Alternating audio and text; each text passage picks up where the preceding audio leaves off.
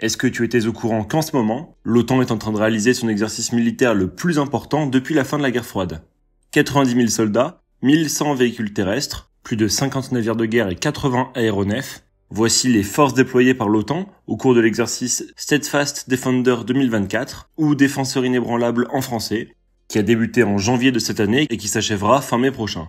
Les 32 pays de l'OTAN, récemment renforcés par la Suède, y participent, et le but de cet exercice est d'afficher l'union et la solidarité de l'Alliance, capable de se déployer de façon rapide et efficace.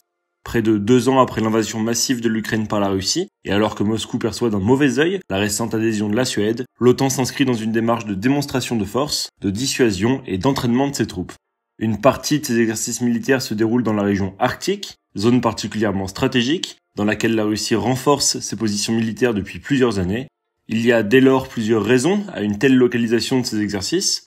La Finlande est géographiquement très proche de la Russie, les deux pays partageant plus de 1300 km de frontières. La Suède, le nouveau membre de l'OTAN, est également proche géographiquement de Moscou, à l'instar des 3 pays baltes, que sont l'Estonie, la Lettonie et la Lituanie. Ces opérations de l'OTAN dans le Grand Nord peuvent ainsi permettre de rassurer ces pays qui manifestent des craintes face à la Russie.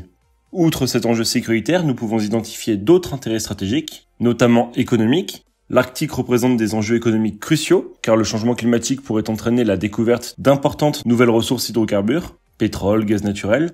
Avec le réchauffement climatique, le commerce va certainement se développer dans cette région, en rendant ce que l'on appelle le passage du Nord-Est, ou route maritime du Nord, praticable pour les navires marchands. Ce qui aurait une conséquence majeure car cela réduirait considérablement la distance entre les ports du nord de l'Europe et ceux du nord de la Chine. Ce sont donc toutes ces considérations stratégiques, sécuritaires et économiques, à l'aune de la guerre d'Ukraine, qui permettent d'expliquer une telle opération otanienne.